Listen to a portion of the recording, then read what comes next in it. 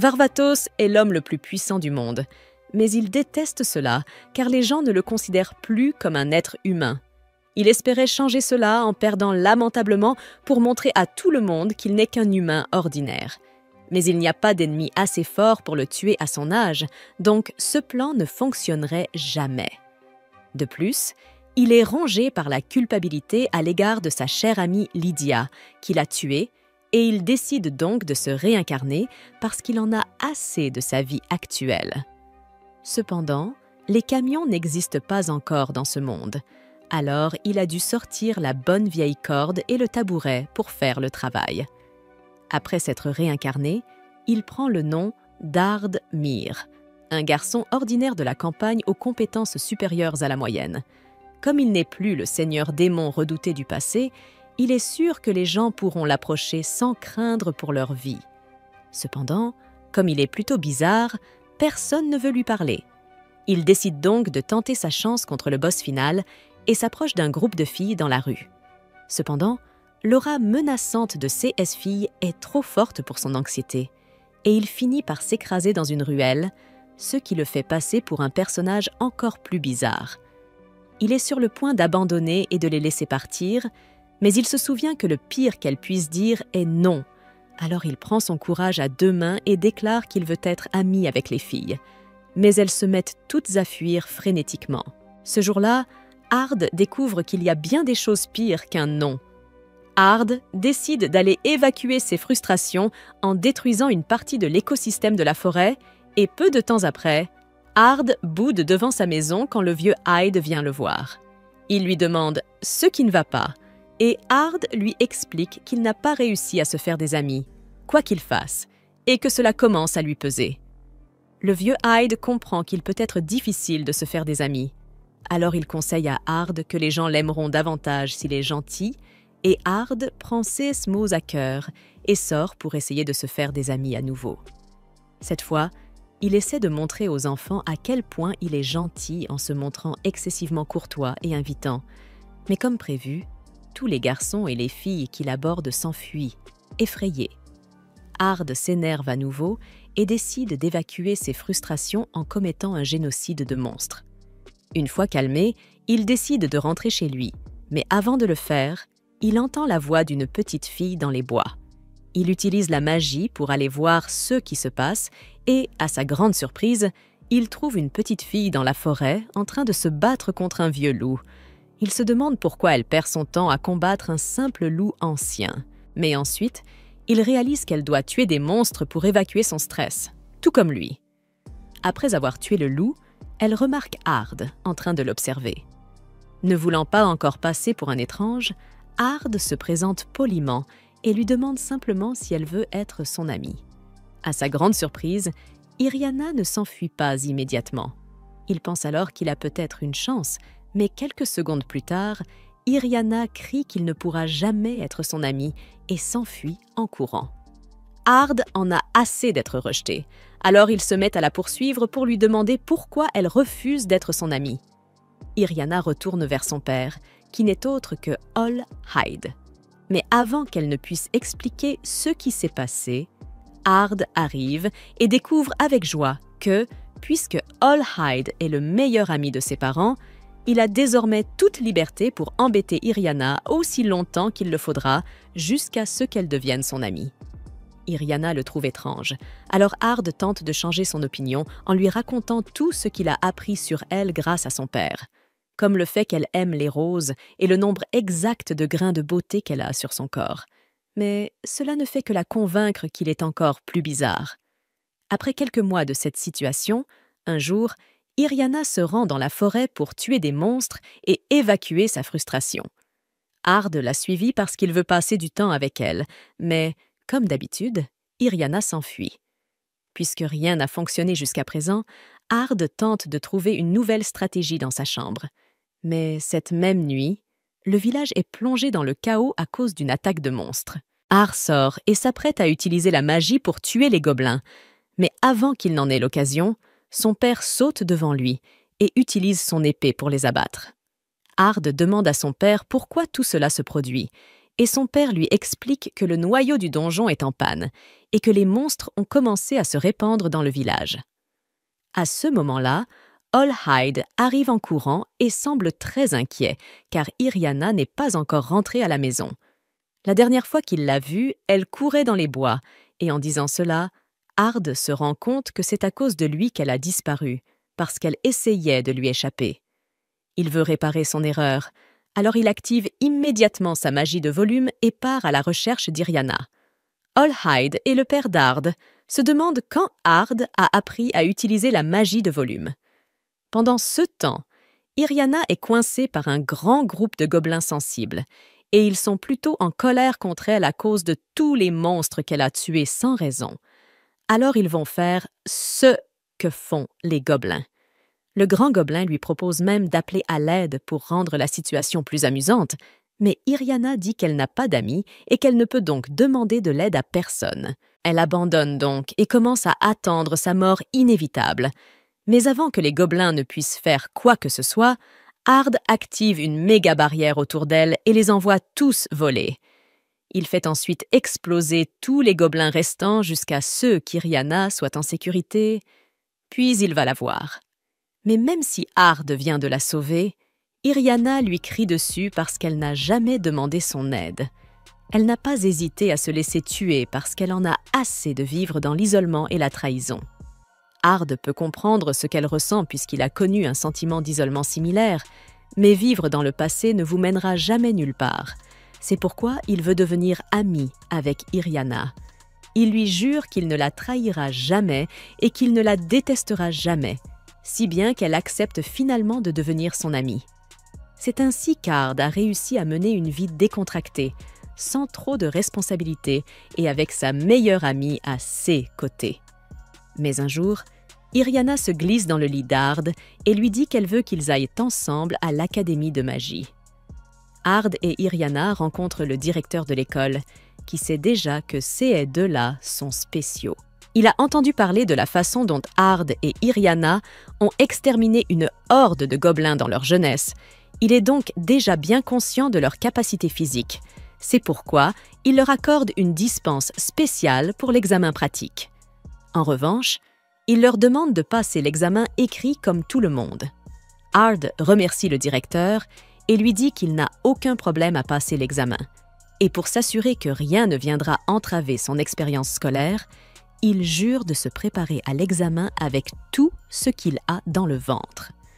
Après l'examen, tous les élèves se rassemblent dans le corps pour vérifier leurs résultats, et Iriana trouve son nom en tête du classement avec un score exceptionnel de 98. En revanche, le nom d'Ard est loin d'être le sien. En fait, il ne le trouve nulle part sur le tableau, et il commence à craindre d'avoir échoué à l'examen. Heureusement, Iriana trouve son nom au bas du tableau avec un score de 0. C'est une bonne chose que son nom soit sur le tableau, mais il ne comprend pas comment il a pu être admis alors que son score est si bas. Le directeur de l'école vient féliciter Ard et Iriana pour leur réussite, mais Ard ne sait toujours pas comment il a pu être admis avec une note de 0. Il demande s'il y a eu une erreur, mais Go lui assure qu'il n'y a pas eu d'erreur. Ard a juste échoué à toutes les questions de l'examen. Mais cela ne signifie pas que ses réponses étaient fausses. En fait, la façon dont il a répondu aux questions était tellement supérieure à tout ce qu'ils avaient vu auparavant que leur système de notation ne pouvait pas en tenir compte. Et c'est pourquoi il a eu un 0. Le directeur fait alors une annonce à tous les élèves pour leur dire qu'ils ont 2 prodiges parmi eux. En conséquence, lorsque Ard et Iriana arrivent enfin en classe, tous les garçons et les filles commencent à s'extasier devant eux, à l'exception d'un couple de petits nobles coincés au fond de la classe.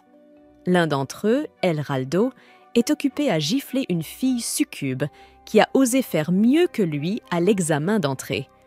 Ard refuse de laisser un tel comportement se dérouler en sa présence et crie à Elraldo d'arrêter. Mais ce dernier lui dit de ne pas s'en mêler, car cela ne le concerne pas. Il dit à Ard que cette fille appartient à une famille qui est au service de la sienne, qu'elle est donc sa servante et qu'il a le droit d'en faire ce qu'il veut. Cependant, indépendamment des nobles politiques en jeu, Ard dit qu'il ne va pas rester là à le regarder maltraiter la fille. Alors Elraldo prend un air suffisant et défie Ard en duel pour décider du sort de la fille. Ard accepte le duel sans hésiter, mais Irrianna le prévient qu'il devra être prudent avant d'affronter Elraldo, car même si c'est un vrai salaud, il est aussi incroyablement doué, et il ne se laissera pas faire facilement. Mais cela ne signifie pas que ses réponses étaient fausses. En fait, la façon dont il a répondu aux questions était tellement supérieure à tout ce qu'ils avaient vu auparavant que leur système de notation ne pouvait pas en tenir compte. Et c'est pourquoi il a eu un 0. Le directeur fait alors une annonce à tous les élèves pour leur dire qu'ils ont 2 prodiges parmi eux. En conséquence, lorsque Ard et Irrianna arrivent enfin en classe, tous les garçons et les filles commencent à s'extasier devant eux, à l'exception d'un couple de petits nobles coincés au fond de la classe.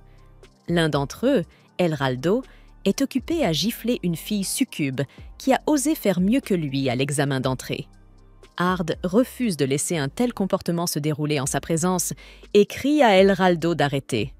Mais ce dernier lui dit de ne pas s'en mêler car cela ne le concerne pas. Il dit à Ard que cette fille appartient à une famille qui est au service de la sienne, qu'elle est donc sa servante et qu'il a le droit d'en faire ce qu'il veut. Cependant, indépendamment des nobles politiques en jeu, Ard dit qu'il ne va pas rester là à le regarder maltraiter la fille. Alors Elraldo prend un air suffisant et défie Ard en duel pour décider du sort de la fille. Ard accepte le duel sans hésiter, mais Irrianna le prévient qu'il devra être prudent avant d'affronter Elraldo, car même si c'est un vrai salaud, il est aussi incroyablement doué. Et il ne se laissera pas faire facilement. Ils appellent cela un gigaflar pour insulter la personne qui l'a créé, et Ard ne le supportera pas.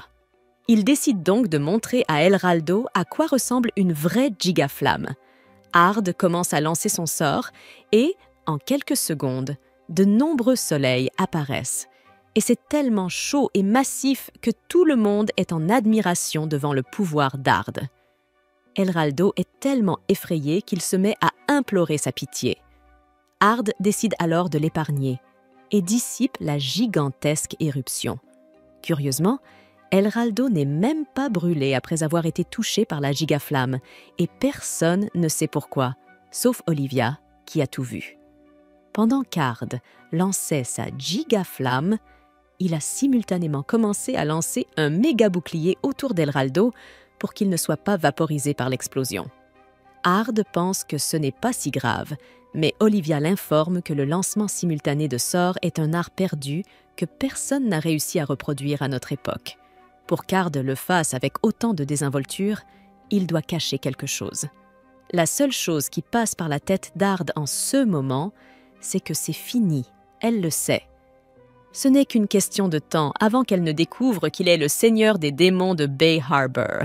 Mais pour l'instant, Olivia décide de laisser tomber puisqu'elle n'a pas encore de preuves concrètes. Maintenant que le duel était réglé, Ard et Irrianna disent à la fille qu'elle n'a plus à écouter ce qu'Elraldo dit à partir de maintenant. La fille se présente sous le nom de Ginny et les remercie tous les deux d'avoir pris sa défense. Mais comme tout le monde dans la classe continue à l'ostraciser, Ard et Irrianna décident de faire équipe avec elle pour le cours pratique du jour. Peu de temps après, le cours commence comme d'habitude, et Olivia annonce à tout le monde qu'ils devront trouver un monstre loup, le tuer et ramener sa fourrure pour réussir. Les 3 se dirigent ensemble vers le donjon, mais lorsqu'ils rencontrent leur premier loup, Ginny a peur. Alors Ard et Irrianna s'en occupent seuls. Le loup n'a pas été difficile à vaincre, mais Ard a utilisé un peu trop de puissance, ce qui a complètement détruit la fourrure du loup. Ginny est impressionnée par la puissance des deux, mais elle se sent totalement nulle puisqu'elle n'est pas aussi forte qu'eux. Ard et Irrianna veulent la réconforter. Alors Ard propose de donner à Ginny quelques leçons de magie spéciale pour l'aider à s'améliorer. Une succube comme Ginny a une affinité naturelle avec la magie, mais elle a dû endurer toute une vie de tourments à cause d'Elraldo. Donc le problème ici est qu'elle manque de confiance en elle. Pour remédier à cela, Ard décide de lui enseigner une technique qui est très facile à exécuter afin qu'elle puisse retrouver un peu de confiance. Il a créé lui-même la technique de magie scriptée, qui consiste essentiellement à créer un cercle magique en utilisant le mana déjà présent dans l'air, Donc il suffit simplement de mémoriser le cercle magique prévu. Ard enseigne à Ginny le cercle magique à utiliser. Et une fois qu'elle le maîtrise, elle parvient à abattre un loup toute seule. Maintenant qu'ils ont vaincu un loup noir sans le réduire en cendres, il ne leur reste plus qu'à lui retirer sa fourrure, donc rien ne peut mal tourner maintenant. Cependant, alors qu'ils s'approchent du loup, un piège s'ouvre sous leurs pieds et ils tombent tous au fond d'une fosse. Ard s'excuse auprès des autres car il n'était pas attentif et n'a pas remarqué le piège à temps, mais cela ressemble à un trou de donjon classique, ce qui signifie qu'ils ont dû chuter jusqu'au dernier étage du donjon. Plus précisément, ils se trouvent actuellement au centre de la salle du boss. Et quelques instants plus tard, Irriana et Ginny sont complètement terrifiés en se retrouvant face à un minotaure. Ard, en revanche, ne semble pas trop inquiet, car ce monstre est à peine plus fort que les loups qu'ils ont affrontés plus tôt. En fait, il pense que c'est l'occasion parfaite pour donner à Ginny quelques leçons de combat supplémentaires. Par exemple, en tant qu'utilisatrice de magie, il est dangereux de laisser un adversaire s'approcher trop près, car cela ne lui laisserait pas le temps d'incanter un sort. Il faut donc créer de la distance comme ceci, puis l'attaquer avec des salves rapides pour l'empêcher de contre-attaquer. Après la démonstration d'Ard, le Minotaure est pratiquement vaincu, alors il demande à Ginny de porter le coup final afin qu'il puisse sortir d'ici. Ginny hésite à le faire parce qu'on lui a toujours dit qu'elle était une mage incompétente, mais Ard lui assure qu'elle a le pouvoir de réussir. Tout! Ce dont elle a besoin, c'est de la confiance pour laisser le passé derrière elle et essayer. Finalement, Ginny surmonte ses insécurités et commence à bombarder le Minotaure encore et encore jusqu'à ce qu'il soit pratiquement réduit en cendres. Après cela, ils remontent tous à la surface pour soumettre leurs matériaux. Alidia n'en revient pas que leur équipe ait réussi à vaincre le boss du donjon à seulement 3, mais les filles expliquent qu'Ard a fait tout le travail, donc elles n'auraient jamais pu y arriver sans lui. Ard essaie de minimiser son implication et de s'éclipser pour éviter les soupçons, mais il est déjà trop tard, car Olivia l'attrape par l'épaule et lui dit qu'elle a quelque chose à lui dire. Elle emmène Ard au bureau du directeur qui lui annonce qu'il a une demande importante à lui faire. Il lui parle du tournoi annuel de magie qui va bientôt avoir lieu. En résumé, il a besoin qu'Ard remporte le tournoi pour leur académie. S'il gagne, l'école recevra un financement supplémentaire considérable, alors il espère vraiment qu'Ard acceptera de participer. Cependant, Ard ne veut pas le faire, car il pense que cela attirerait trop d'attention sur lui. Cependant, il ne veut pas refuser catégoriquement, car il craint que le directeur ne se mette en colère et ne l'expulse par représailles. Il dit donc qu'il va y réfléchir. En quittant le bureau du directeur, il tombe sur Ginny, qui lui demande s'il accepterait de sortir avec elle plus tard dans la journée. Ard prend un moment pour réfléchir à ce qu'elle entend par « rendez-vous » et une fois qu'il réalise qu'elle parle d'une rencontre romantique, il est tenté par sa personnalité charmante et exubérante. Cependant, il refuse de se laisser emporter par des fantasmes sur Ginny et décide immédiatement de la refuser. Mais en voyant l'expression sur le visage de Ginny, il ne veut pas la décevoir. Alors, au final, il accepte quand même le rendez-vous. Ginny est ravie qu'il ait accepté, mais soudainement, Irriana apparaît et se place devant Ard. Elle ne peut pas laisser Ginny le lui voler, alors elle annonce qu'elle va les accompagner lors de leur rendez-vous. À la surprise d'Irriana, Ginny répond qu'elle n'a aucun problème avec ça, car elle n'a jamais eu l'intention de garder Ard uniquement pour elle. En fait, elle encourage même Ard à avoir autant de petites amies que possible, mais cela signifie plus de concurrence pour Irriana, qui s'y oppose catégoriquement. Le lendemain, Ard et Irriana retrouvent Ginny en ville, et puisque c'est leur premier rendez-vous officiel, Ginny propose d'aller voir une pièce de théâtre ensemble. Ard n'a pas d'objection au début, mais lorsqu'il réalise de quoi parle la pièce, il commence soudainement à mourir de gêne sur son siège. La pièce raconte sa vie en tant que Varvatos.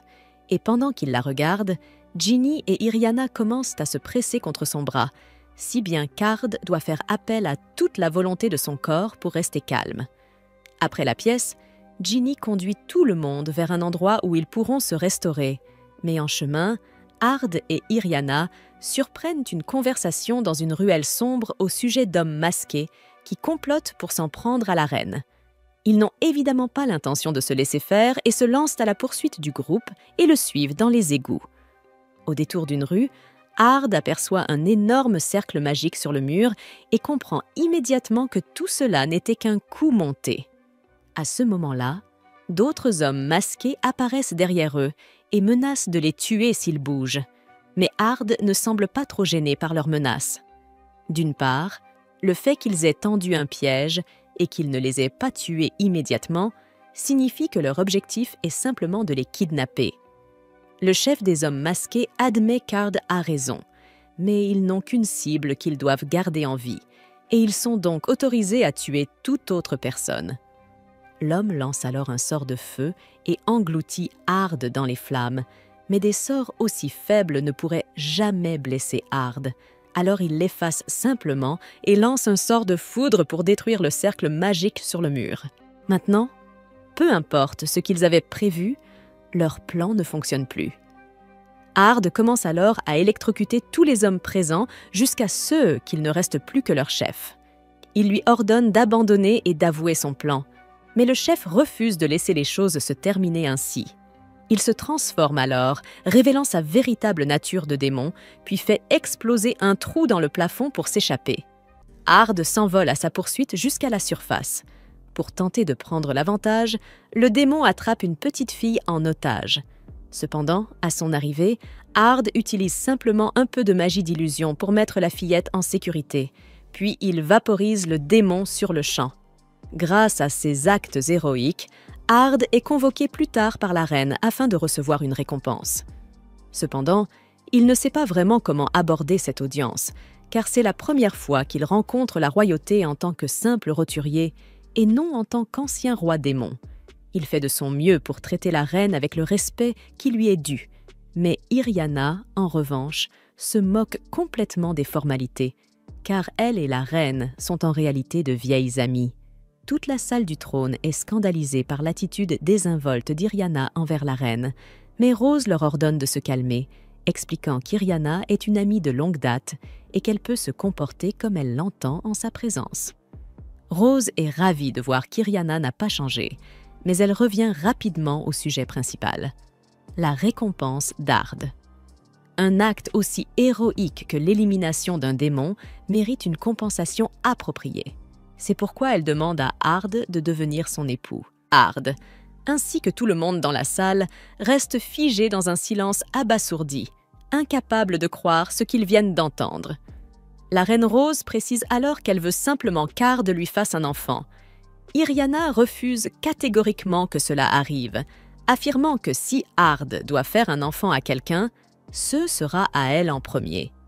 Voyant qu'Iriana est contrariée, Rose éclate de rire et dit que ce n'était qu'une blague avant de proposer une autre récompense à Ard. Elle annonce qu'elle souhaite lui accorder le rang de mage 5 étoiles, un titre prestigieux qui attirerait énormément d'attention sur lui. Ard refuse aussitôt, préférant demander autre chose à la place. Il dit à Rose qu'il préférerait simplement qu'elle augmente le budget de l'académie. Elle accepte sa requête, mais insiste tout de même pour lui accorder le statut de mage 5 étoiles. Suite à son récent gain en notoriété, Ard devient beaucoup plus populaire auprès des filles, au point qu'une élève lui propose directement de Astérisque, le distraire Astérisque derrière l'école. Évidemment, Iriana ne laisse pas cela arriver et fait fuir la fille en un instant. Pourtant, pour une raison inexplicable, elle est maintenant furieuse contre Ard aussi, et ce dernier ne comprend absolument pas pourquoi. Ginny lui dit que c'est de sa faute si elle n'a pas été plus sûre d'elle. Et à partir de là, Iriana défie Ginny en duel à propos d'Ard.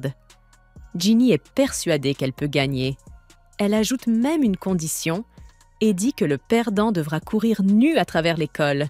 Toutes les deux se sont engagées à respecter les termes du duel. Mais Ard refuse de les laisser perdre leur dignité pour une question aussi triviale et exige qu'elles s'assoient toutes les deux et discutent de la situation comme des adultes raisonnables. Iriana et Ginny se rendent compte qu'elles ont été un peu puériles et s'excusent l'une l'autre, mais à ce moment-là, le professeur Jessica fait irruption dans la chambre d'Ard et dit qu'elle a la solution parfaite à leur dilemme.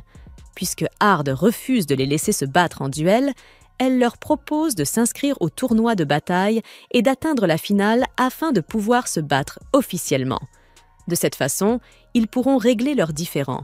Et si Ard les entraîne tous les deux et qu'ils obtiennent d'excellents résultats, cela prouvera qu'il a ce qu'il faut pour devenir instructeur à l'académie. Iriana et Ginny finissent par accepter l'idée. Ard ne veut pas avoir à devenir instructeur. Alors, le jour du tournoi, il espère un peu qu'ils perdront tous les deux. Malheureusement pour Ard, Iriana et Ginny se sont imposées avec facilité, ce qui leur a permis d'accéder à la finale et de s'affronter. Pendant ce temps, dans le bureau du directeur, il discute avec le professeur Jessica des récents événements impliquant Ard. S'il est heureux d'avoir convaincu la reine d'augmenter le budget de l'école, il est également déçu qu'Ard ne participe pas au tournoi. Il espérait en faire un moyen de prouver les compétences d'Ard afin de pouvoir l'engager officiellement comme instructeur, mais ils vont devoir trouver autre chose.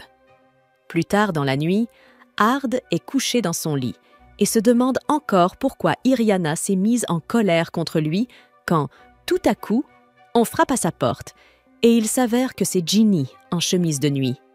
Elle a entendu parler de ce qui s'est passé plus tôt dans la journée et même si elle ne voit pas d'inconvénient à ce que d'autres filles essaient de séduire Ard, elle ne veut pas non plus se laisser distancer. Elle a donc décidé de tenter sa chance avec lui aussi. En temps normal, Ard l'aurait immédiatement repoussé, mais Ginny utilise son charme de succube, si bien qu'Ard est raide comme une planche et ne peut pas non plus bouger. Ginny est sur le point d'atteindre la première base avec lui, mais tout à coup, Iriana fait irruption dans la pièce. Elle était venue s'excuser de s'être énervée contre Ard tout à l'heure, mais maintenant elle est en colère contre lui pour une autre raison. Ginny dit à Iriana de se calmer, mais Iriana en veut aussi à Ginny parce que c'est de sa faute si Ard reçoit autant d'attention puisqu'elle a plaidé en faveur d'un harem pour Ard et qu'elle commence à prendre du retard. Les parents d'Ard ainsi que le père d'Iriana sont présents en tant qu'annonceurs du combat, impatients de voir ce que ces deux-là sont capables de faire après avoir appris auprès d'Ard. Mais avant même que le match ne commence, le chaos éclate. Plusieurs démons sont repérés dans la foule et commencent à tout détruire. C'est alors que la professeure Jessica intervient et annonce qu'ils doivent neutraliser les démons. Elle ordonne donc à Ard et Olivia de partir de leur côté, tandis qu'elle emmène Iriana et Ginny avec elle. Pendant ce temps, Iriana et Ginny font de leur mieux pour combattre les démons qui les attaquent. Mais soudain, un gigantesque golem est invoqué et elles se retrouvent en grande difficulté face à un tel adversaire. Heureusement, le père d'Iriana intervient et les sauve en détruisant le golem avec un puissant sort de vent. Cependant, alors qu'il est distrait, il se fait poignarder dans le dos par Jessica. Iriana et Ginny n'en reviennent pas. Comment leur professeur a-t-elle pu faire une chose pareille? Mais elles découvrent alors que Jessica n'a jamais été leur véritable enseignante. Elle était en réalité un démon nommé Elzar depuis le début, et tout ceci n'était qu'un plan soigneusement orchestré pour capturer Iriana. Sans perdre une seconde, elle l'attrape et s'envole avec elle. Plus tard, Ulide se réveille à l'infirmerie de l'école, et Ard lui demande ce qui est arrivé à Iriana. Il lui apprend qu'elle a été enlevée par Dragon Lord Elzar. C'est la même entité qui a failli anéantir le monde il y a des milliers d'années, et sa puissance rivalise avec celle des dieux maléfiques. Cependant, Ard ne se soucie pas de sa force ni de la raison pour laquelle elle a choisi d'attaquer. Tout ce qui compte pour lui, c'est qu'elle a pris Iriana, et il va donc la récupérer. Ulide pense qu'il est trop dangereux de partir à la recherche d'Elzar, mais comme Ard insiste tellement, il décide de le laisser s'en occuper et, pour l'aider dans sa mission de sauvetage, il lui donne un accès complet au trésor royal. Pendant ce temps, Iriana se réveille ligotée par une barrière magique et Elzar lui annonce qu'elle est sur le point de commencer le rituel. Iriana demande pourquoi Elzar fait cela, mais c'est assez évident puisqu'Elzar cherche le sang du dieu maléfique qui coule dans ses veines. Iriana est choquée qu'Elzar ait découvert son secret. et Elzar a l'intention d'utiliser le sang d'Iriana pour invoquer les dieux maléfiques en la donnant à manger à cette monstruosité. Iriana crie qu'Elzar ne s'en sortira pas, car Ard viendra sûrement la sauver. Mais Elzar n'est pas trop inquiet, car même si Ard est fort, un mortel comme lui ne pourra jamais la vaincre. Et même s'il vient la sauver, Elzar lui demande s'il considérera toujours Iriana comme une amie après avoir découvert ce qu'elle est vraiment. Iriana ne peut pas dire le contraire, car depuis qu'elle connaît Ard, elle a toujours gardé ses origines secrètes, et elle ne sait pas comment il réagira s'il découvre qu'elle est une descendante des dieux maléfiques. Elzar trouve l'expression de désespoir sur le visage d'Iriana absolument hilarante. Elle lance donc le rituel et s'apprête à laisser l'orphelin du chaos la dévorer, mais avant que la créature ne puisse agir, elle est réduite en cendres par Ard. Iriana est l'une des personnes les plus précieuses pour Ard, et il est hors de question qu'Elzar s'en tire ainsi. Elzar se moque de lui et lui dit qu'il n'est pas aussi proche d'Iriana qu'il le pense, puisqu'elle ne lui a jamais révélé la vérité sur elle-même et sur son ascendance liée aux dieux maléfiques. Mais même si c'est vrai, pourquoi Ard s'en soucierait-il? Sise, origine, ne change rien à ce qu'elle est, car pour Ard, elle restera toujours sa meilleure amie. Cependant, entendre une telle sincérité dégoûte profondément Elzar, alors elle décide d'anéantir à la fois Ard et Iriana. Elle révèle sa véritable forme de dragon et lance une attaque dévastatrice. Mais Ard érige une barrière et entame un chant pour invoquer son arme ultime. Il s'agit d'une épée qu'il a forgée à partir des vestiges de l'âme de Lydia. Avec elle, Ard compte bien mettre fin à Elzar une bonne fois pour toutes. Elzar est outré qu'un simple mortel ose croire qu'il peut vaincre un grand dragon comme elle. Mais Ard n'est pas un simple mortel. Il révèle sa véritable forme et annonce à Elzar qu'il a analysé chaque aspect d'elle, son style de combat, sa magie et même ses motivations. Il comprend qu'Elzar a été poussée à l'isolement par la paix actuelle du monde et qu'elle en est venue à la détester. Mais elle a commis l'erreur fatale de s'en prendre à Iriana, et ça, Ard ne peut le pardonner. Elzar refuse d'admettre sa défaite et modifie son souffle draconique pour un assaut encore plus puissant. En réponse, Ard charge son attaque ultime. Lorsque les deux sorts entrent en collision, une explosion titanesque secoue la terre. Mais tandis qu'Ard reste indemne, Elzar subit une faim des plus atroces. Le combat terminé, Ard redescend sur le sol pour s'assurer qu'Iriana va bien. Il lui demande si elle veut toujours être son amie après avoir été témoin de la puissance effrayante qu'il possède, mais Iriana ne craindrait jamais Ard à cause de sa force. Elle lui dit donc qu'il n'a pas à s'inquiéter de cela. Ard est soulagé d'entendre ces mots. Alors il dit à Iriana de venir avec lui pour qu'ils rentrent chez eux. Au plus profond d'un donjon, une fille nommée Sylphie s'entraîne sans relâche pour se préparer à la guerre. Une fois satisfaite de sa force, elle décide de retourner auprès de Lydia et des autres. Cependant, avant cela, elle a un besoin urgent, prendre un bain, car elle n'a pas pris de douche depuis 3 ans d'entraînement. Elle se dirige vers la sortie, mais à sa grande stupéfaction, elle découvre un monde complètement différent. Elle ne comprend pas comment les choses ont pu changer autant alors que seulement 3 années se sont écoulées. Den entsprechenden Magiekreis einzuprägen. Elle se réfugie dans une ruelle pour éviter la circulation et y rencontre un étrange homme masqué. L'homme semble savoir qui est Sylphie et il la félicite pour son dévouement absolu, car n'importe qui ne peut pas passer 3000 ans à ne faire que s'entraîner. Sylphie est surprise et demande si elle a mal entendu l'homme, car il lui a semblé qu'il avait dit qu'elle était partie pour 3000 ans au lieu de 3, mais il n'y a pas eu d'erreur dans ce qu'il a dit. Le donjon dans lequel elle s'entraînait avait des lois temporelles spéciales, donc 3000 ans se sont réellement écoulés depuis qu'elle y est entrée. Sylphie n'arrive pas à croire qu'elle a vraiment passé autant de temps dans le donjon, alors elle commence à demander à l'homme s'il sait ce qui est arrivé à Lydia et aux autres. Il lui répond que si elle cherche des réponses, elle ferait mieux de demander au seigneur démon Varvatos lui-même, et comme par hasard, il semble s'être réincarné dans cette génération sous le nom d'Ard Météore et étudie actuellement à l'Académie de magie. Pendant ce temps, Ard et les autres ont rendez-vous avec le directeur de l'école car il a quelque chose à leur demander. La fête de l'école approche et il aimerait qu'Ard et ses amis montent une pièce de théâtre. Il ne se soucie pas vraiment de la pièce de théâtre, mais il a besoin qu'Ard participe à quelque chose puisque l'école a reçu une lettre de menace de quelqu'un nommé Algul. Et il se sentirait beaucoup plus en sécurité si Ard était présent pour veiller à ce que tout le monde soit en sécurité. Pour se rapprocher de lui, Sylphie s'inscrit à l'académie avec l'aide d'Olivia, puisqu'elles sont amies, et dès qu'elle aperçoit Ard, elle commence immédiatement à l'appeler Seigneur Démon et à lui demander ce qui est arrivé à Lydia. Ard essaie de nier être le Seigneur Démon, mais Sylphie ne se laisse pas duper, car elle possède une preuve irréfutable qu'il est bien le Seigneur Démon.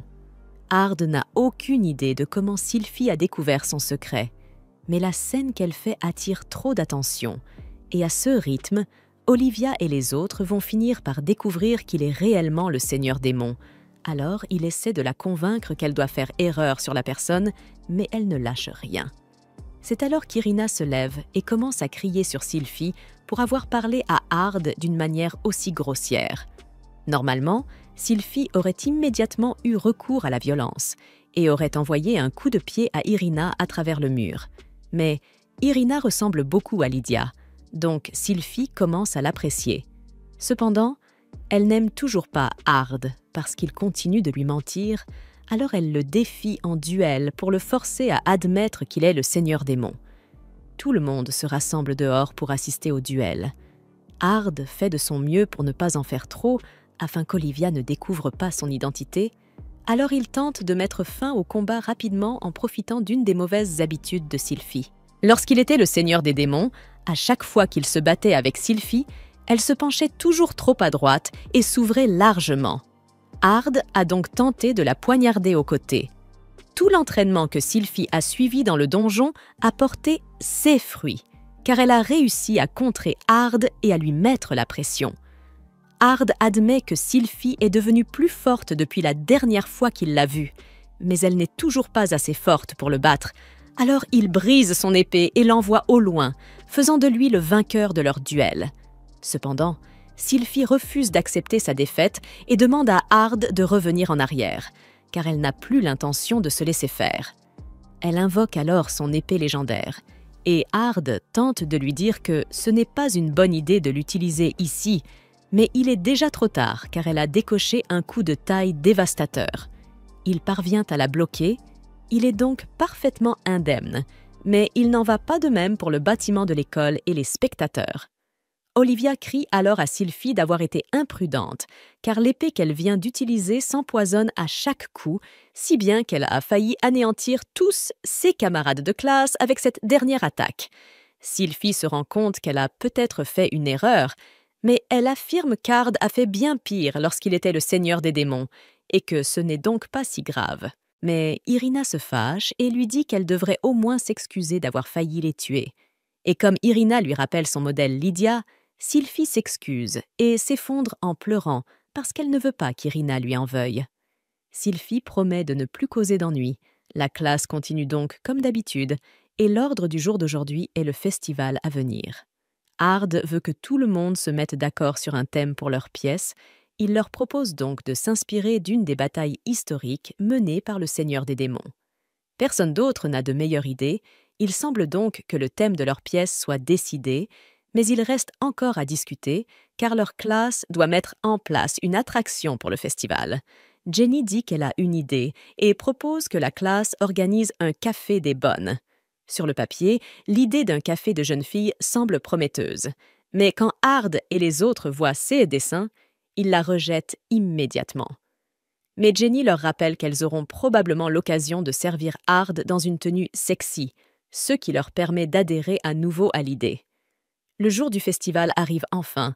Ard et Irina prennent le temps de se promener et de visiter tous les stands. Techniquement, ils sont en patrouille au SIAS où Lars Algul mettrait sa menace à exécution, mais cela ne veut pas dire qu'ils ne peuvent pas s'amuser un peu en même temps.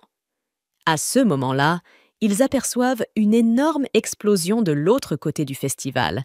Alors ils vont voir ce qui se passe et trouvent Sylphie en train d'harceler un pauvre homme innocent.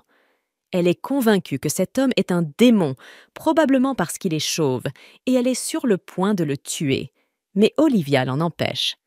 Cet homme travaille dans le restaurant préféré d'Olivia et y est depuis des années, donc elle sait pertinemment qu'il n'est pas un démon. Il est clair que Sylphie n'a pas les neurones nécessaires pour être en patrouille, alors Olivia lui dit d'aller faire autre chose pour éviter qu'elle ne cause encore plus de problèmes. Pendant que Sylphie s'éloigne, les trois restent dans le parc, et Irina en profite pour parler de cet arbre géant absolument incroyable. Selon les rumeurs, le grand roi épéiste, Liville, aurait scellé quelque chose de très important sous cet arbre, mais même la famille royale ne sait pas de quoi il s'agit. Ard est curieux, alors il demande à Olivia si elle en sait plus, et elle en sait clairement quelque chose, mais elle dit qu'elle ne peut pas en parler avec eux. Cependant, il y a autre chose dont elle veut parler. Un tournoi d'épée doit avoir lieu plus tard dans la journée, et elle a déjà inscrit Ard à son grand désespoir, car il n'a maintenant plus le choix que de participer. Un peu plus tard, Ard se rend à l'attraction organisée par sa classe pour voir ce qu'ils font. Mais il est un peu inquiet en découvrant que Ginny l'a appelé le café des servantes érotiques. C'est alors que Sylphie traverse le mur parce qu'elle poursuit un type qui lui a donné une claque sur les fesses. Ard est d'accord pour dire que le gars doit être puni, mais serrer les joues de Sylphie ne justifie pas la peine de mort. Alors il utilise la magie pour retenir temporairement le gars pendant qu'il répare le mur. Il envisage ensuite de partir, mais les filles le supplient de rester parce qu'elles n'ont accepté le café des domestiques que pour pouvoir le servir. Ard ne voit toujours pas pourquoi il devrait le faire, mais quand il voit Ginny, il a soudain deux raisons. De très grandes raisons.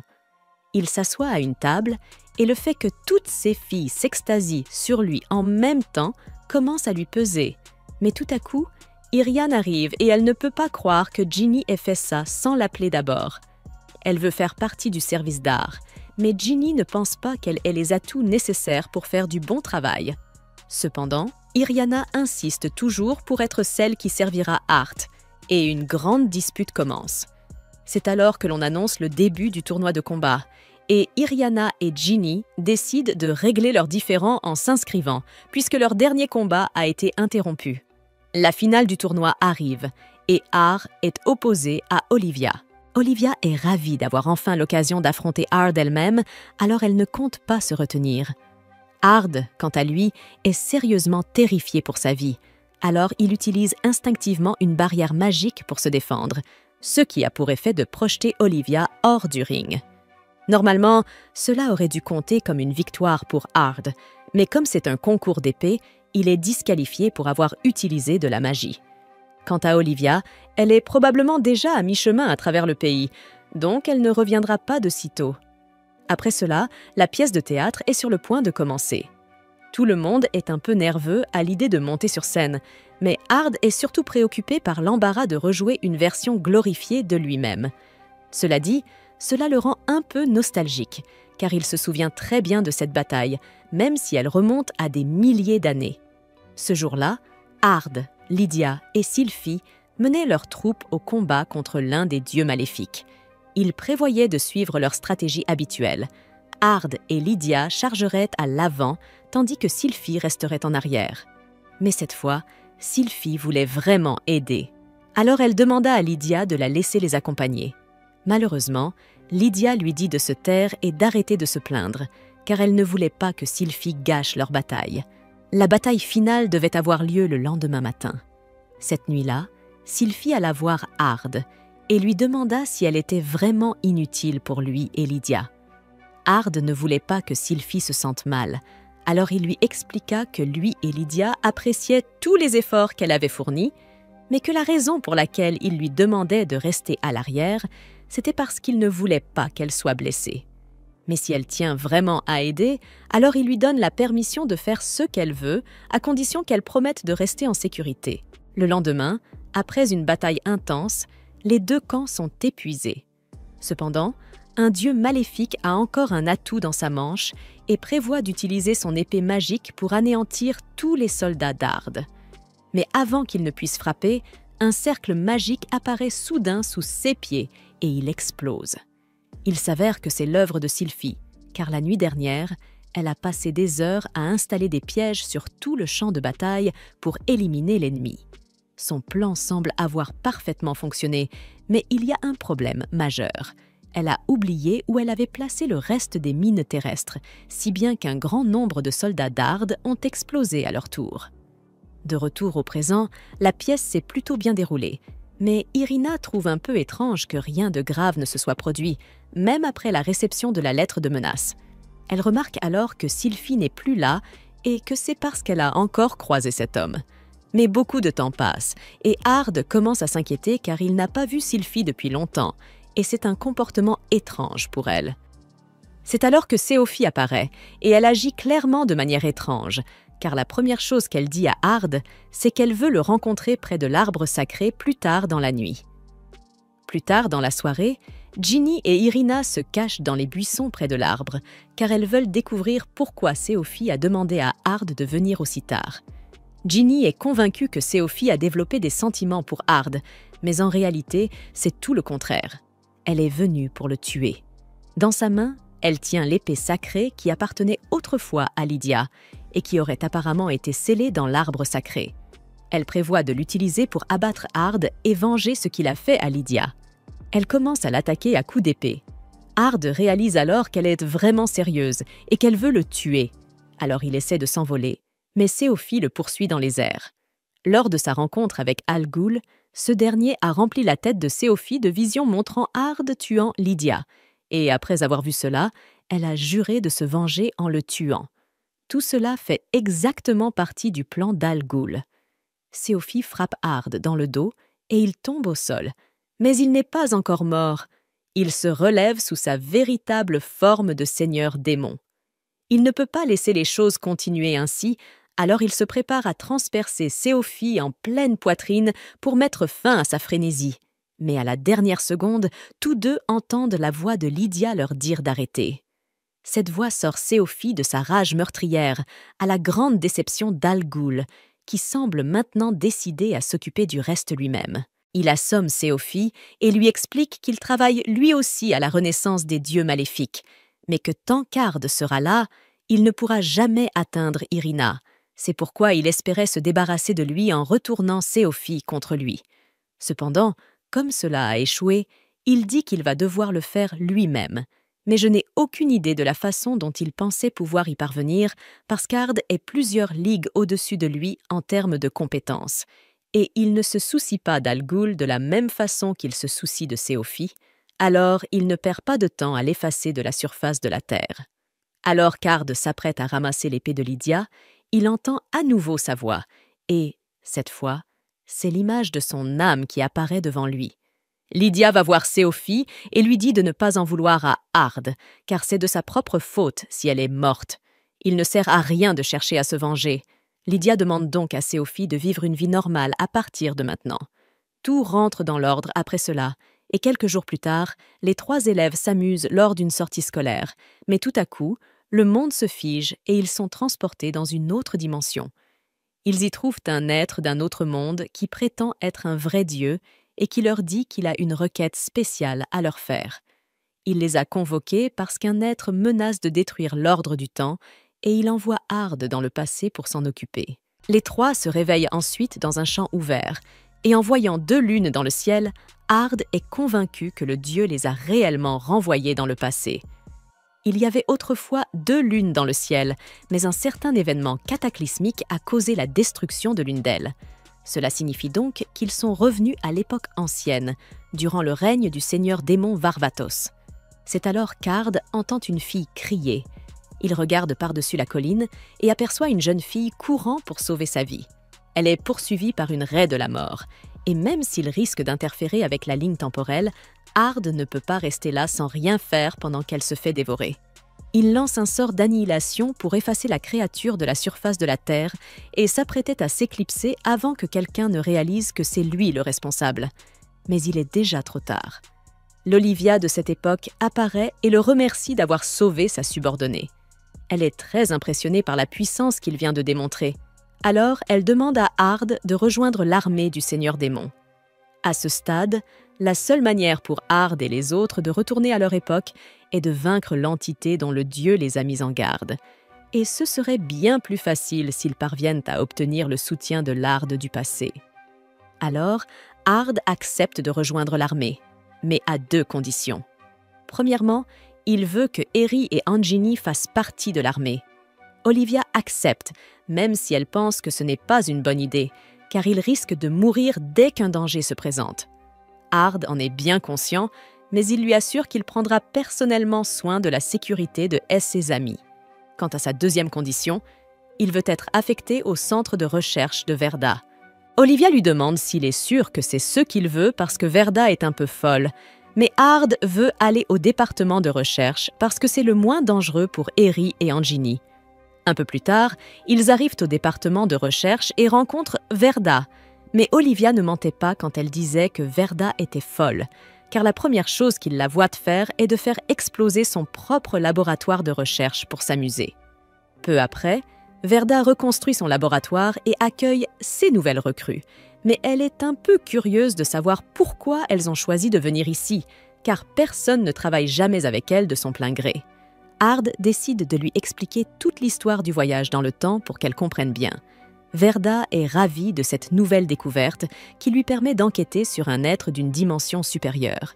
Ard lui demande de l'aider à retrouver le chemin du futur et Verda accepte de l'aider, mais elle aura besoin de son aide pour quelque chose d'autre en retour. À ce moment-là, Ard entend une voix familière.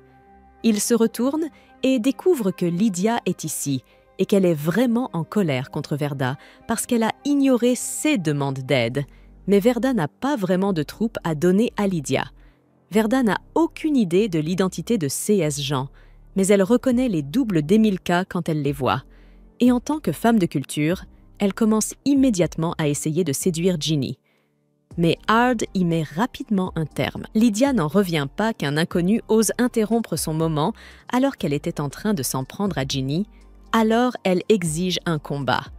Ard, lui, est plus que ravi d'accepter car il a bien l'intention de lui remettre les idées en place. Ils sortent tous les deux. Et dès que le combat commence, Ard part facilement toutes les attaques de Lydia. Mais Lydia ne joue pas franc jeu. Elle attrape une poignée de sable et la jette au visage d'Ard avant de lui asséner un coup de poing qui l'envoie droit dans un mur. Ce coup a clairement fait mal, mais Ard ne fait que s'échauffer. Il se relève et fonce vers elle, lui plaçant un coup direct en plein visage. Après un long échange de coups, les 2 combattants finissent par s'assommer mutuellement. Lydia en ressort avec un nouveau respect pour Ard, impressionnée par sa capacité à l'avoir mise à terre. D'ordinaire, elle n'est pas du genre à demander des faveurs, mais elle dit à Ard qu'elle aurait vraiment besoin de son aide sur le champ de bataille et espère qu'il acceptera de l'accompagner pour la prochaine mission. Entendre Lydia parler aussi poliment est une expérience déroutante pour Ard, mais concernant sa demande, il répond qu'il acceptera à condition qu'elle l'aide à obtenir une audience avec Varvatos. Lydia accepte les conditions d'Ard, mais prévient que Varvatos est un homme prudent. Le meilleur moyen de gagner sa confiance est de réaliser un exploit au combat, ce qu'Ard compte bien faire. Ard et Lydia ont peut-être trouvé un terrain d'entente, mais cela n'empêche pas Lydia de continuer à harceler Ginny pendant le bain. Pendant ce temps, Ard est seul dans sa chambre, rongé par la culpabilité de ce qu'il a fait à Lydia lorsqu'il était Varvatos. Il l'a tuée de ses propres mains, alors il ne pense pas avoir le droit de se considérer comme son ami. Mais il entend ensuite Ginny crier à l'aide parce que Lydia essaie de faire pousser ses melons et il se sent un peu moins coupable de ce qu'il a fait. Quelques heures plus tard, tout le monde a été posté sur le champ de bataille et, dans l'équipe de Virta, Ard et les autres ont été placés à l'arrière-garde pour aider l'équipe de soutien. Ginny et Iriana sont nerveuses à l'idée de se retrouver sur un vrai champ de bataille, mais Ard leur assure que tout ira bien. Comme elles sont à l'arrière-garde, elles n'auront probablement pas à combattre d'ennemis, et même si les forces ennemies parviennent à percer, Ard peut faire face à toute menace. Pendant ce temps, Lydia dirige la force principale de l'armée pour attaquer le château des démons, mais elle se rend vite compte que quelque chose ne tourne pas rond. Le général de l'armée démoniaque, qui est censé être en poste ici, n'est pas venu se battre malgré tout le chaos qu'il provoque, et elle craint qu'il ne soit en train de comploter quelque chose. C'est alors qu'elle reçoit un rapport indiquant que le général Bolden a lancé une attaque sur l'arrière-garde. Bolden éliminait facilement tous les soldats qui se trouvaient sur son chemin, et il aurait pu anéantir toute l'arrière-garde. Mais il est tombé sur Hard qui l'a brûlé à mort sans effort avec une explosion de magie. Une fois la bataille terminée, Lydia l'emmène avec les autres à la capitale pour qu'ils puissent rencontrer Varvatos. Mais avant même qu'ils puissent atteindre la porte de la salle du trône, une boule de feu est lancée dans leur direction. Le responsable n'est autre qu'Alvarto, l'un des généraux de Varvatos. Hard s'y attendait déjà, car il se souvient qu'Alvarto est un vrai crétin quand il s'agit d'accueillir des invités. Lydia se place devant Hard et les autres, ordonnant à Alvarto de se calmer, car ces trois-là sont des invités d'honneur du Seigneur. Mais Alvarto insiste pour attaquer Hard malgré tout. C'est alors que Varvatos lui-même sort de la salle du trône, ayant entendu tout ce vacarme. Il en a assez des pitreries d'Alvarto et le menace de le réduire en cendres s'il ne disparaît pas immédiatement. Une fois Alvarto parti, Varvatos invite Hard et les autres à entrer dans la salle du trône. Une fois à l'intérieur, il remercie personnellement Hard pour ses grandes contributions à leur armée. Ginny et Irina ont du mal à contenir leur excitation. Elles ont admiré le seigneur démon toute leur vie. Et même si elles ont déjà Hard, cette version de lui est bien plus stylée. Varvatos ne voit aucun inconvénient à ce qu'elles s'exclament en sa présence. Cependant, il ne comprend pas pourquoi elle continuait à l'appeler « Seigneur démon ». Il a déjà entendu ce titre, mais il faisait référence à un autre homme, et cette révélation choque profondément Hard. Après l'audience, Hard retourne au laboratoire de Verda pour discuter de tout ce qu'ils savent jusqu'à présent.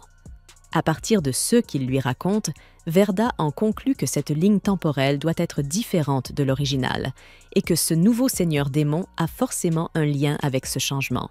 Ginny suggère qu'il serait peut-être bon d'informer Varvatos de leur voyage dans le temps, puisqu'il pourrait les aider.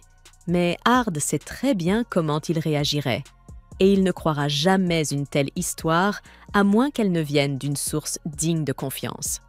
Donc, Hard prévoit d'accomplir des exploits encore plus impressionnants afin de gagner la confiance de Varvatos. Et, par chance, une nouvelle mission se présente. Hard accompagne alors Lydia et Sylphie, mais lorsqu'il demande contre qui ils vont se battre, il est choqué d'entendre le nom Kurskan Mevelez. Dès qu'il entend ce nom, Hard se fige. Mevlé est la raison pour laquelle il a dû tuer Lydia dans sa vie passée, car elle avait été corrompue. Il jure de tuer Mevelez rapidement pour éviter que Lydia ne meure à nouveau dans cette ligne temporelle. Mais à sa grande surprise, lorsqu'ils arrivent au château de Mevelez, celui-ci est déjà en flammes, et Mevelez a été décapité. Et celui qui est responsable de tout cela, c'est celui qu'on appelle le seigneur démon de ce monde. Bien qu'il leur ait rendu service en éliminant Mevelez, il n'a aucune intention de coopérer avec eux. Il déclare donc la guerre à l'armée de Varvatos. Suite à cette déclaration de guerre du seigneur démon, une réunion est organisée pour discuter de la stratégie à suivre. Naturellement, puisque la guerre a été déclarée, ils doivent répondre de la même manière. Varvatos annonce qu'il les accompagnera sur le champ de bataille et que dans 3 jours, la guerre commencera. Un peu plus tard, Hard retourne dans sa chambre et commence à s'inquiéter de l'état de cette ligne temporelle. À ce stade, Lydia avait déjà été empoisonnée par Mevelez. Mais dans cette chronologie, le seigneur démon a déjà tué Mevelez. Donc Lydia va très bien et honnêtement, Hard aimerait que cela reste ainsi.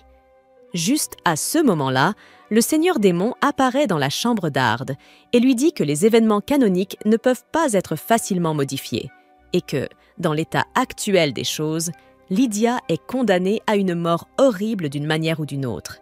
Et il le sait parce qu'il l'a vécu de ses propres yeux une fois auparavant. Le seigneur démon révèle alors qu'il est Hard, ou du moins une version alternative de lui. Ils ont tous les deux vécu en tant que Varvatos, ont perdu Lydia et se sont réincarnés en Hard Météor. Mais tandis que notre Hard a eu la chance de vivre une bonne vie après sa réincarnation, le seigneur démon a subi une perte après l'autre jusqu'à ce que son existence ne soit plus qu'une souffrance. Le seigneur démon a été amené ici par le même Dieu qui a amené Ard. Donc il veut profiter de cette occasion pour réparer sa plus grande erreur et sauver la vie de Lydia. Mais pour l'empêcher de vivre son inévitable événement canonique, il doit devenir l'ennemi numéro 1 de ce monde et être tué par Lydia pour en faire une héroïne. Cela sera son dernier acte de rédemption. Et comme lui et Ard ont tous les deux vécu la même vie en tant que Varvatos, il sait qu'Ard ressentira la même chose. Il lui demande donc son aide pour accomplir cet objectif. Ard veut faire tout ce qu'il faut pour que Lydia survive, mais en même temps, il hésite à sacrifier tout ce qu'il a gagné, donc il ne sait pas quoi faire. Le seigneur démon comprend pourquoi Ard hésite, alors il lui dit qu'il lui donnera du temps pour réfléchir et lui demande de le rencontrer dans 3 jours, aux ruines, une fois qu'il aura pris sa décision. Un peu plus tard, Latima vient appeler Ard pour le déjeuner, et tandis qu'ils descendent les couloirs, Ard lui dit qu'il a quelque chose à lui demander. Il lui demande si elle sert Lydia depuis longtemps, et Latima répond qu'elle est sous ses soins depuis presque toute sa vie, et que Lady Lydia est incroyablement importante pour elle. Ard lui demande ce qu'elle ferait si elle découvrait que Lydia est en danger, mais Latima tient plus à Lydia qu'à elle-même, donc il va de soi qu'elle ferait tout ce qu'il faut pour sauver Lydia. Ard arrive bientôt dans la salle à manger où tout le monde prend son repas. Mais Lydia remarque que quelque chose le tracasse. Alors elle l'invite à venir passer du bon temps avec elle. Et étant toujours techniquement son supérieur, Ard n'a pas le droit de refuser. Elle emmène Ard passer une journée amusante en ville, mais son idée de plaisir implique de se salir avec la première fille qu'elle trouve. Finalement, elle et Ard finissent par se disputer et se battre jusqu'à être épuisés et allongés sur le sol. C'est exactement pour ça qu'Ard déteste sortir avec Lydia, mais d'un autre côté, se battre avec Lydia a réussi à un peu le remonter le moral. Elle lui demande s'il est prêt à parler de ceux qui le dérangent maintenant. Ard lui explique que quelqu'un de très important pour lui est destiné à mourir, et il n'est pas sûr de vouloir risquer tout ce qu'il a pour sauver cette personne ou non. Lydia comprend ce que ressent Ard. Elle lui dit qu'elle a quelque chose à lui montrer et l'emmène dans la ville en ruine où elle a commis son plus grand péché. Les âmes des personnes que Lydia a assassinées ici ont rapidement émergé du sol, uniquement pour la tourmenter pour ce qu'elle a fait, et elle explique ce qui s'est passé. C'était une ville démoniaque paisible et neutre pendant la guerre, mais c'était un bastion vital, et Lydia devait donc s'en emparer. Les habitants, qui ne voulaient pas perdre leur village au profit de l'armée humaine, ont tenté de riposter, et Lydia a assassiné tous les villageois, hommes, femmes et enfants. Elle a essayé de se justifier en disant que les gens qu'elle avait tués n'étaient que des démons, mais elle regrette encore aujourd'hui 16 actes. C'est pourquoi elle a décidé d'apporter la paix à ce monde en tant que l'un de ses héros et, une fois que ce sera fait, elle mourra d'une mort pitoyable et misérable. C'est le choix qu'elle a fait pour expier ses péchés, et elle ne veut donc pas que quelqu'un la sauve lorsque le moment de mourir sera venu. Le jour de la bataille arrive enfin, et tout le monde a commencé à avancer pour vaincre l'armée du Seigneur démon. Cependant, Ard est introuvable, et Sylphie est furieuse qu'il les ait abandonnés. Lydia lui dit de ne pas s'inquiéter, car elle est sûre qu'Ard a une bonne raison de ne pas être là, mais pour être sûre, elle va partir à sa recherche. Pendant ce temps, Ard rencontre le seigneur démon des ruines, et, en ce qui concerne sa proposition, il a enfin décidé de sa réponse. Il est vrai qu'il veut sauver Lydia, mais il ne pense pas que ce soit la bonne chose à faire ici, car Lydia ne veut pas être sauvée. Elle veut mourir pour créer un monde plein de paix et de prospérité, donc Ard n'a pas le droit de lui enlever son souhait. Le seigneur démon trouve dommage qu'Ard ne veuille pas se joindre à lui, mais puisque c'est le cas, ils vont devoir se battre jusqu'à ce qu'il n'en reste qu'un. Le seigneur démon commence son attaque en lançant un rayon d'incinération sous Ard, et quand il l'évite, il se fait frapper par une tonne de cercles similaires dans les airs, mais ceux-ci sont assez faciles pour Ard à dissiper. Ard contre-attaque avec un sort de champ gravitationnel, mais le seigneur démon est capable de dissiper le sort également, Donc il semble que ces S2-là sont dans une impasse. Mais le Seigneur Démon était préparé à une telle situation. De retour à la villa, Irina et Ginny ont été laissées derrière parce que le combat était trop dangereux pour elles. Mais tout à coup, Latima s'approche d'elles et leur dit qu'Ard a une mission spéciale pour elles deux. Irina et Ginny sont simplement contentes d'avoir quelque chose à faire. Alors elles croient Latima et la suivent dans la forêt. Là, Latima explique que le Seigneur Démon possède une forme d'immortalité en séparant son âme de son corps. Une personne ne peut mourir que lorsque son âme et son corps sont tous deux endommagés en même temps. Alors elle dit qu'Ard a besoin qu'elle s'introduise dans le château du Seigneur Démon et libère son âme pour annuler son immortalité. Ils font ce qu'on leur dit et finissent par localiser l'âme du Seigneur Démon. Mais lorsqu'ils tentent de la détruire, ils se font prendre dans un piège et sont ligotés. Tout cela faisait partie du plan du Seigneur Démon, et il montre même à Ard une vidéo en direct des filles piégées dans sa cave, avant de lui demander une fois de plus de se joindre à lui pour sauver Lydia. Ard lui demande ce qu'il adviendra d'Irina et de Ginny s'il ne l'écoute pas, mais le Seigneur des démons a déjà eu une Irina et une Ginny, alors il ne va pas leur faire de mal. C'est sa façon de donner à Ard une excuse pour aller à l'encontre des souhaits de Lydia et la sauver. Cependant, le plan du Seigneur Démon échoue, car Lydia arrive au château pour sauver Ginny et Irina, et avec sa force, elle est capable d'éliminer tous les démons qui s'y trouvent, ainsi que de détruire le vaisseau de l'âme du Seigneur Démon. Le Seigneur des démons a perdu toutes ses polices d'assurance, mais il demande une dernière fois à Ard s'il est prêt à se joindre à lui pour sauver Lydia, mais la réponse d'Ard n'a pas changé. En outre, il sait comment pense le Seigneur des démons, et il est donc conscient que la véritable raison pour laquelle le Seigneur des démons essaie si fort de sauver Lydia est qu'il veut se débarrasser de la culpabilité de l'avoir tuée en mourant à sa place.